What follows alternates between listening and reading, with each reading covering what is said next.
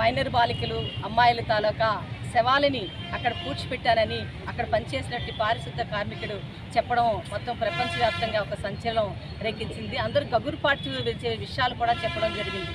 12 ఏళ్ల అమ్మాయిల దగ్గర నుంచి ఈరోజు పెద్దవాళ్ళ వరకు కూడా వాళ్ళందరి మీద యాసిడ్ దాడులు, లైంగిక వేధింపులు జరిగిన ఆనవాళ్ళు ఉన్నాయని చెప్పడం జరుగుతూ ఉంది. ఈరోజు అక్కడ అనన్య భట్ కానివ్వండి, అంతకుముందు ఉండేటువంటి సౌజన్య కూడా, ఆ సౌజన్య అయితే దీర్ఘకాలిక పోరాటమే చేయడం జరిగింది. న్యాయం అంటే ఎక్కడ కూడా జరగలేదు.